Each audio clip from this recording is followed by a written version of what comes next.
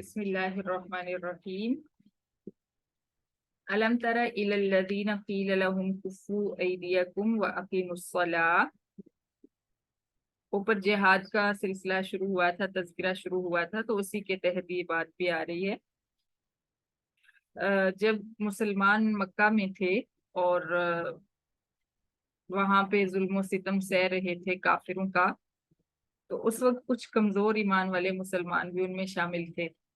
تو لیکن ظلم و ستم اتنا زیادہ تھا کہ وہ چاہتے تھے کہ بہت جلدی اللہ تعالیٰ جہاد کی اجازت دے دیں اور ہم ان سے کافروں سے کفار مکہ سے مقابلہ کر کے تو اس ظلم و ستم کو ختم کر دیں، کیونکہ اتنا ظلم تھا کہ ان کو اپنا گھر بار مال اولاد ہر چیز چھوڑ کر وہاں سے آنا پڑا۔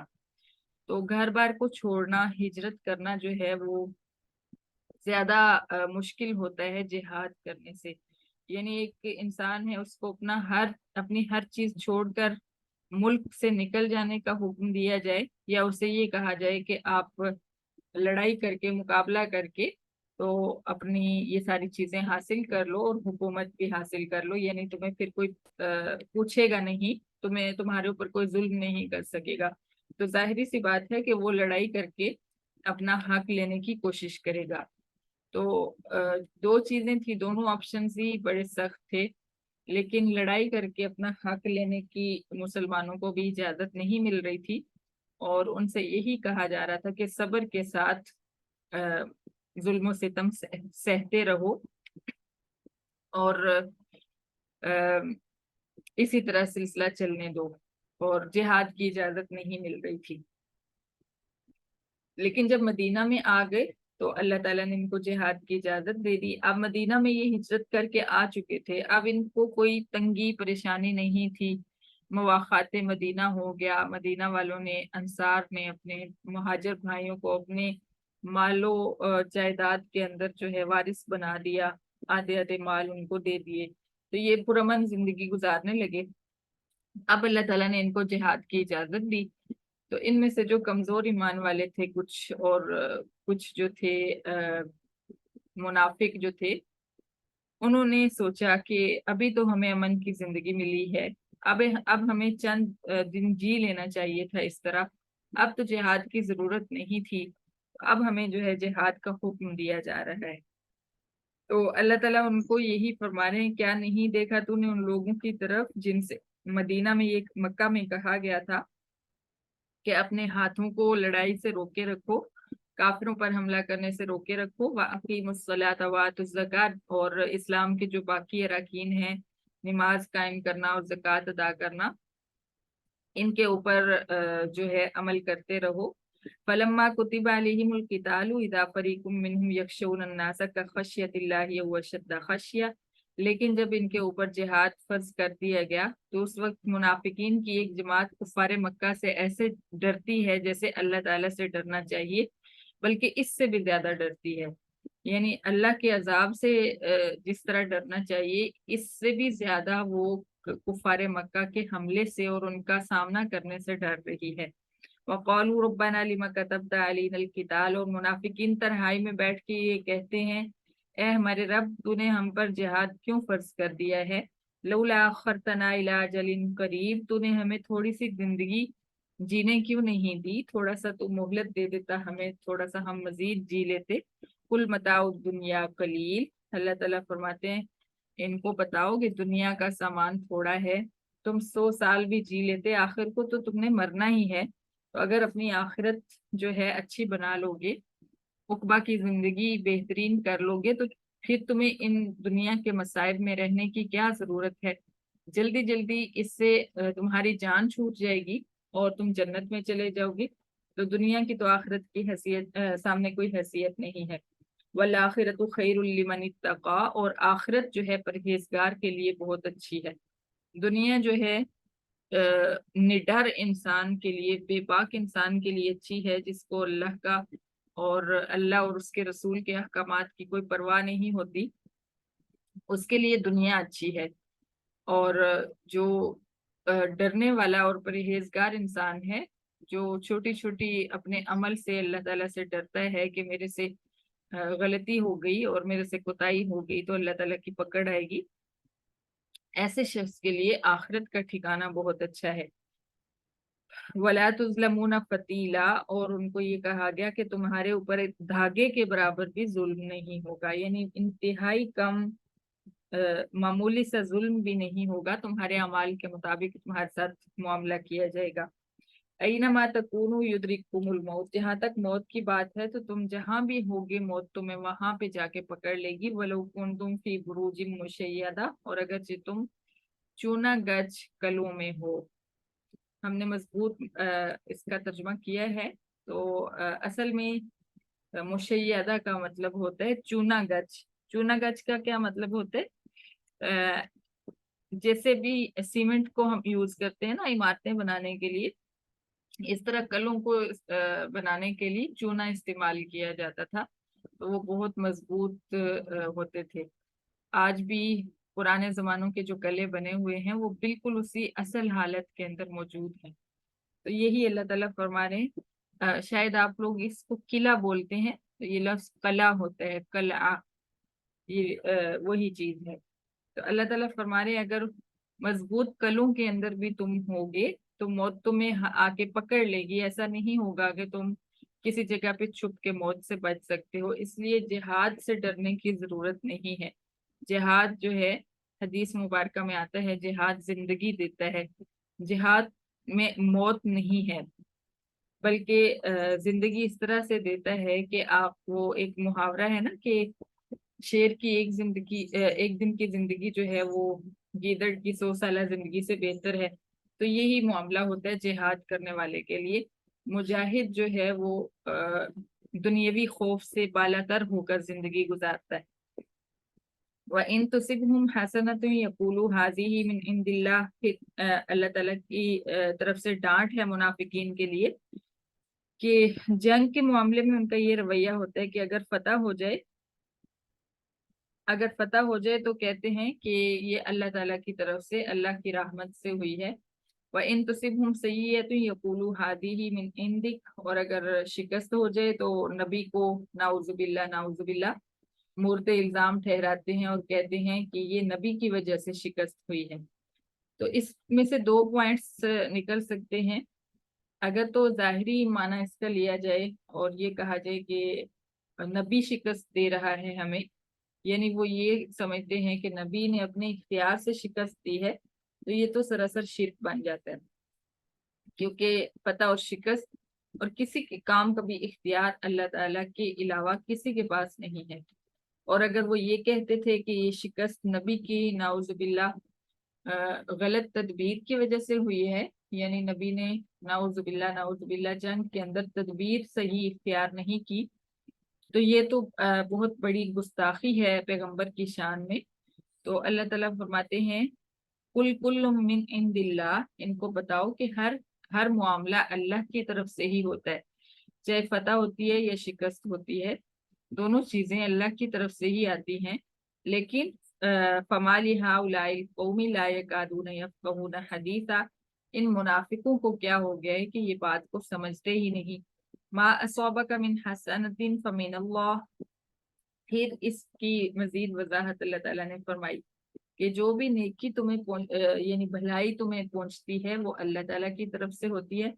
वमा असाबका मिन सय्यतिन फमिन नफ्सिक, और लेकिन जो तकलीफ तुम्हें पहुंचती है वो तुम्हारी अपनी जानों की वजह से होती है। इसका मतलब ये है कि अगर किसी के साथ कोई भलाई का मामला हो रहा है, अल्लाह की रहमत का मामला हो रहा है, तो वो ऐसा नहीं है कि अल्लाह ताला के ऊपर उसका कोई एहसान है। वो नमाज पढ़ता है, रोजा रखता है, ज़कात कर देता है, या कोई भी नेक अमल करता है तो अल्लाह पे वो एहसान करता है, इसलिए अल्लाह ताला ने उसके एहसान का बदला देना है और उसको जरूर अल्लाह ताला ने भलाई देनी है। ऐसा नहीं, अल्लाह ताला किसी के पाबंद नहीं है। तो इसलिए अगर किसी को इसके नेक अमाल की वजह से अच्छा मामला उसके साथ हो रहा है तो वो सरासर अल्लाह की रहमत और अल्लाह ताला का फजल है। और वमा असाबका मिन सय्यतिन फमिन नफ्सिक, और जो बुराई पहुंचती है, कोई बुरा मामला पेश आता है, तकलीफ पहुंचती है, तो वो इंसान के अपने नफ्स की तरफ से होती है, यानी वो उसके अपने बुरे अमाल का नतीजा होता है। क्योंकि किसी को तो अगर अल्लाह चाहे तो बख्श दें, लेकिन अगर किसी को सजा मिल रही है, किसी के ऊपर तंगी और तकलीफ है, तो वो उसके अपने किसी अमल का नतीजा होता है। इसीलिए उलमा जो हैं इस्तिगफार की तलकीन करते हैं। अगर किसी भी किस्म के हालात तंग हों, कोई भी मामला खराब हो, तो कहीं ना कहीं जिंदगी में हमसे ऐसा हुआ होता है कि हमने जिसका नतीजा जो है वो हमारी जिंदगी में नजर आ रहा होता है। तो किसी भी किस्म की तकलीफ से निकलने के लिए इस्तिगफार की कसरत बहुत ज्यादा मददगार साबित होती है। तो अल्लाह ताला ने ये कानून बता दिया कि भलाई जो है वो सरासर अल्लाह की रहमत है, और तकलीफ जो है वो इंसान के अपने अमाल का नतीजा है। वो अरसलनाका लिन्नासी रसूला, और आप सल्लल्लाहु अलैहि वसल्लम को तसल्ली दी कि हमने आपको सिर्फ एक रसूल बना के भेजा है। वकफा बिल्लाहि शहीदा, और अल्लाह ताला तेरी रिसालत पर ए पैगम्बर सल्लल्लाहु अलैहि वसल्लम गवाह है। यानी इनकी रिसालत, इनकी गवाही की भी जरूरत नहीं है। और ये जो इल्जाम आप पे लगाते हैं इससे भी आप परेशान ना हो, क्योंकि फतह और शिकस्त आपके इख्तियार में नहीं है।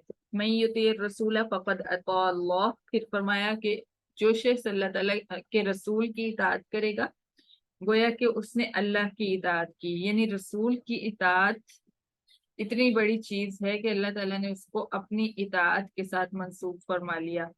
हालांकि रसूल एक बंदा है और अल्लाह तो अल्लाह है, लेकिन चूंकि रसूल अल्लाह का पैगंबर होता है, तो इसलिए अल्लाह ताला ने रसूल की इताअत को अपनी इताअत करार दिया।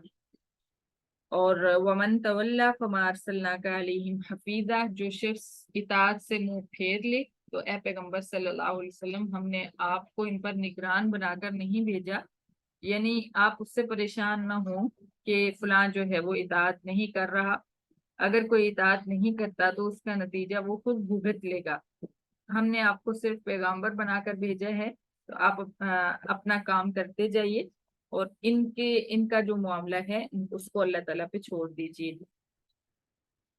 वयकूलून तौआ, फिर फरमाया कि मुनाफिक जो हैं इताअत का नाम लेते हैं, और बार बार वो ये कहते हैं कि हमारे ऊपर इताअत जो है वो फर्ज कर दी गई है, आपकी इताअत हम पे लाजिम है, यानी हम आपकी इताअत करेंगे। लेकिन उनकी हालत क्या होती है? फ़इज़ा बरज़ू मिन इंदिका बय्यत ताइफ़तुम मिनहुम गैरल्लज़ी तक़ूल, जब आपके पास ये बातें करके उठ जाते हैं, अपनी वफादारी का यकीन दिला के उठ जाते हैं, तो उस वक्त अलग जाके आपस में अ, इनकी जो मशवरे होते हैं वो बिल्कुल अपनी इन बातों के उलट होते हैं। यानी आपकी मजलिस में जो बातें ये कह रहे होते हैं, यहाँ से उठ के आपस में बिल्कुल इनका अंदाज, इनका डिस्कस करने का तरीका, अल्फाज और बातें और प्रोग्राम सब कुछ मुख्तलिफ होता है। वल्लाहु यक्तुबु मा युबय्यितून, अल्लाह ताला फरमाते हैं जो भी ये रात को बैठकर मशवरे करते हैं अल्लाह ताला उसको लिख रहा है।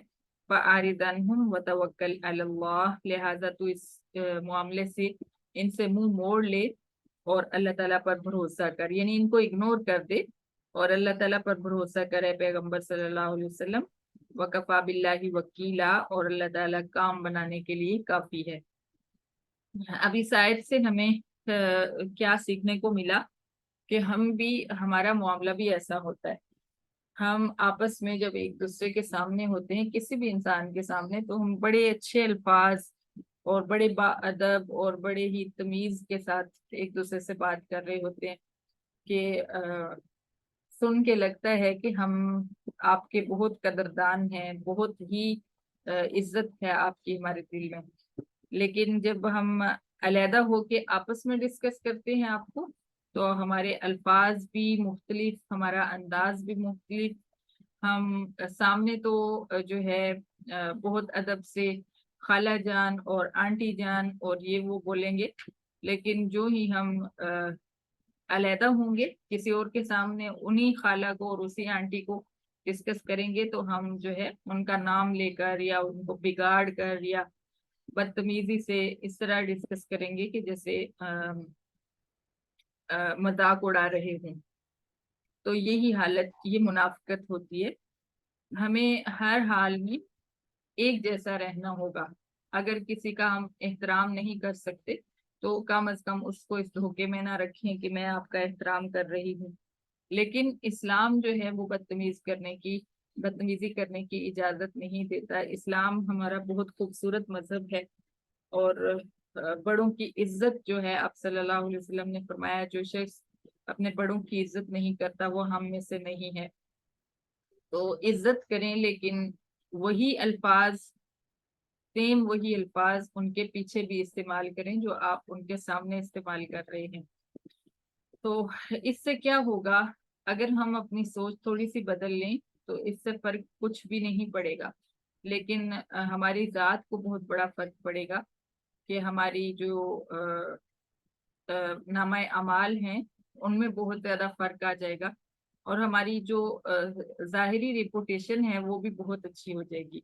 کیونکہ اگر آپ کسی دوسرے کا بدتمیزی کے ساتھ تذکرہ کر رہے ہیں کسی کے سامنے بھی، تو وہ یقیناً یہ سوچے گا کہ ابھی اس نے تھوڑی دیر پہلے ان کے سامنے کتنے اچھے الفاظ میں ان سے بات کی ہے، اور کتنی تمیز سے بات کی ہے. اور فون پہ سمجھ لیں، فون بند کرتے ہی یا ان کے مجلس میں سے اٹھ کے جاتے ہی کیسے بدتمیزی سے ان کا تذکرہ میرے سامنے کر رہی ہے، تو یقیناً میں بھی جب اٹھ کے جاؤں گی یا میں بھی فون بند کروں گی تو میرے سامنے بھی میرا تذکرہ بھی کسی دوسرے کے سامنے انہی الفاظ میں ہوگا. تو کیا ہوگا، آپ کا امپریشن بہت زیادہ خراب ہو جائے گا ہر کسی کی نظر میں. کوئی آپ کے اوپر اعتبار نہیں کرے گا، کوئی بھی آپ کے اس ادب و احترام کے لبادے کو حقیقت نہیں سمجھے گا، اور جو ہے آپ جو بھی بات کریں گے اس کو آپ کی چال سمجھا جائے گا، یا یہ سمجھا جائے گا کہ یہ بٹرنگ ہے، مکھن لگا رہی. تو اس لیے کم از کم اپنے اندر اس چیز کو ڈال کے اپنے دل کو مطمئن کر لیں. بہرحال ہر انسان جو ہے ادب احترام کے قابل تو ہوتا ہی ہے نا، کیونکہ اللہ تعالیٰ کی تخلیق ہے، اللہ تعالیٰ کی پینٹنگ ہے انسان. اللہ تعالیٰ نے اپنے ہاتھ سے انسان کو بنایا ہے، تو کوئی چھوٹا ہو یا بڑا ہو سارے ہی ہمارے احترام کے قابل ہیں، ہمارے لیے محترم ہیں. تو اس طرح کی دوگلی جو ہمارا انداز ہے یہ اصل میں ہماری تربیت کو بھی ظاہر کرتا ہے. تو ہمیں اپنے ماں باپ کی ہوئی تربیت کا بھی پاس کرنا ہے کہ انہوں نے ہمیں ایسی تربیت نہیں کی. تو اس چیز کو ہم نے انشاءاللہ منافقت کو اپنے اندر نہیں آنے دینا، کیونکہ اللہ تعالیٰ نے اس فعل کو منافقوں کا فعل قرار دیا ہے کہ منافق آپ کے سامنے تو اور الفاظ بول رہے ہوتے ہیں اور باتیں کر رہے ہوتے ہیں، لیکن جو ہی آپ کے پاس سے اٹھ کے جاتے ہیں تو ان کا انداز اتوار بدل جاتا ہے بالکل. افلا یتدبرون القرآن، پھر فرمایا کہ یہ لوگ قرآن میں غور و فکر کیوں نہیں کرتے. سبحان اللہ، قرآن پاک میں غور و فکر کرنے کی منافقین کو خاص طور پہ جو ہے وہ تلقین کی جا رہی ہے، دعوت دی جا رہی ہے کہ یہ قرآن میں غور و فکر کریں. اور ہم نے بھی انشاءاللہ قرآن میں غور و فکر کرنا ہے، اور قرآن کے جو احکامات ہیں ان کو دیکھنا ہے کہ ان کے اندر کتنا حسن ہے، کتنی خوبصورتی ہے. اگر ہم ان کو اپنے اوپر اپلائی کریں، ہم اپنی زندگی میں ان کو لے آئیں تو ہماری زندگی کتنی خوبصورت بن سکتی ہے. وَلَوْ كَانَ مِنْ عِنْدِ غَيْرِ اللَّهِ لَوَجَدُوا فِيهِ اخْتِلَافًا كَثِيرًا، اور اگر یہ قرآن اللہ تعالیٰ کے علاوہ کسی اور کی طرف سے ہوتا تو وہ لوگ اس کے اندر بہت زیادہ اختلاف پاتے. یعنی اس کی فصاحت و بلاغت جو ہے اس میں کہیں پہ بھی کوئی فرق نظر نہیں آتا. تو اس کا کیا مطلب ہے کہ یہ اللہ تعالیٰ کی کتاب ہے. اگر کسی بندے کی کتاب ہوتی، نبی پاک صلی اللہ علیہ وسلم پر یہ ان کا الزام تھا کہ یہ نبی اپنے پاس سے لکھ لیتا ہے اس کو اور پھر کہتا ہے کہ یہ اللہ تعالیٰ کی طرف سے ہے، اللہ کا کلام ہے. تو اللہ تعالیٰ فرماتے ہیں کہ اگر نبی نے خود لکھا ہوتا ہے، یا کوئی کبھی کہتے تھے کہ کوئی اجمی شخص آ کے نبی کو لکھوا جاتا ہے، نعوذ باللہ. ان کے دماغ اس قدر چکرا چکے تھے کہ عربی زبان کی کتاب دیکھ کر کہتے تھے کہ یہ کسی اجمی نے لکھوائی ہے. تو اللہ تعالیٰ نے فرمایا کہ اگر کسی اور بندے کی طرف سے یہ ہوتی تو پھر کیا ہوتا، اس کے اندر کہیں نہ کہیں آپ کو اختلاف نظر آتا. اور آپ کو معلوم ہوگا کہ آج تک جو ہے ہر کافر ہر دور میں جو ہے کافروں نے زور لگایا ہے کہ قرآن پاک کے اندر سے کسی قسم کا کوئی ایسا پوائنٹ نکالیں جو اختلافی ہو، جس کے اندر کوئی ایپ ہو، کوئی مسئلہ ہو، تاکہ ہم جو ہے اس کو ہائی لائٹ کر کے تو اس قرآن کی نعوذ باللہ عزت کام کریں یا تکذیب کرنے کی کوشش کریں۔ تو آج بھی لوگ اس کی کوشش کرتے ہیں۔